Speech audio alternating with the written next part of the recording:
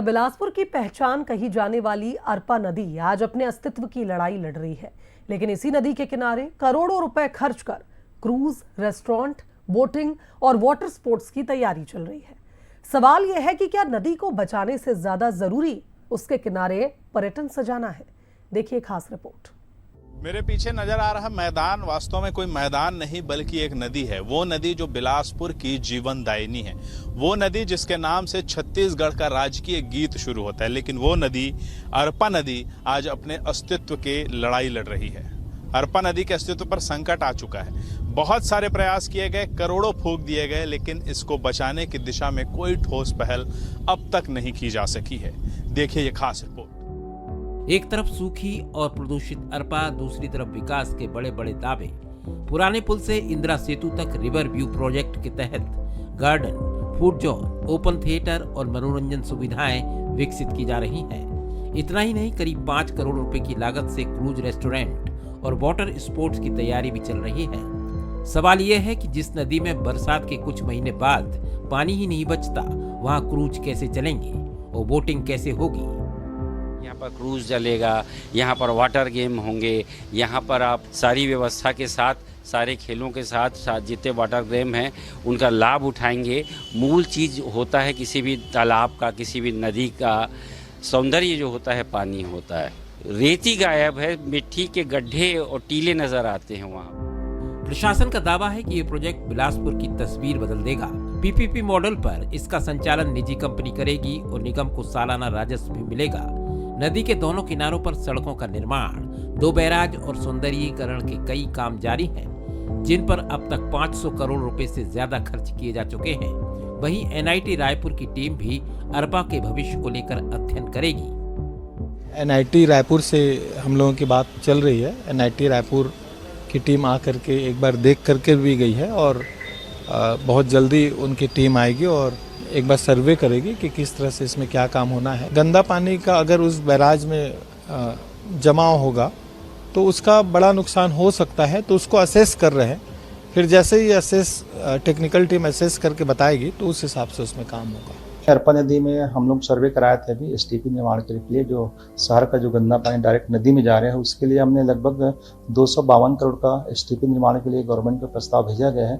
इसमें आपके सरकंडा साइड के 35 नाले और हमारे इस तरफ के नेहरू नगर के इस तरफ के 35, लगभग 70 नाला का हमको इंटरसेप्ट करके हम लोग को एसटीपी के माध्यम से उसमें फिर नदी में पानी छोड़ने की तैयारी चल रही है।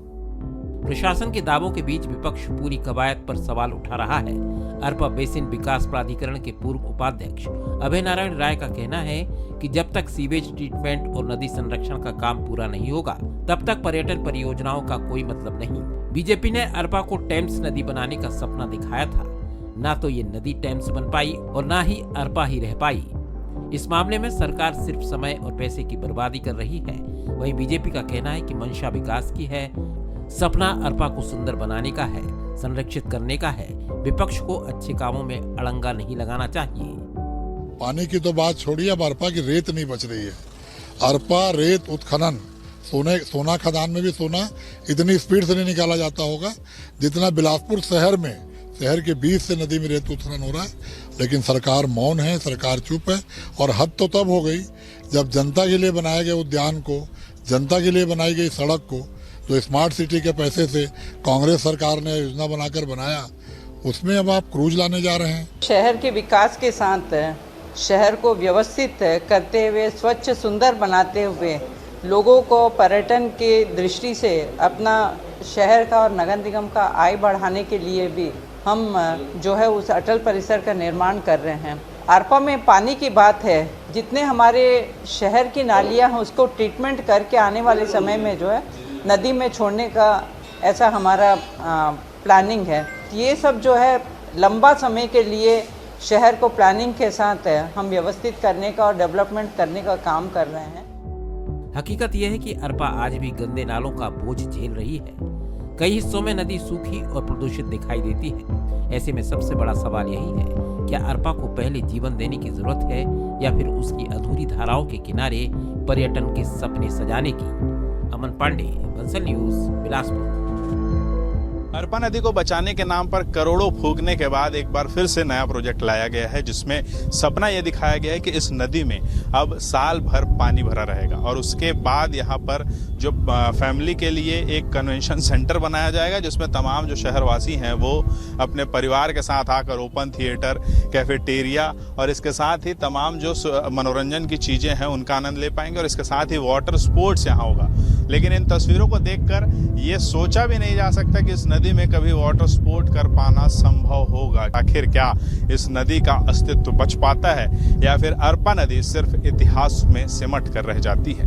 कैमरा पर्सन कैलाश यादव के साथ अमन पांडे, बंसल न्यूज, बिलासपुर।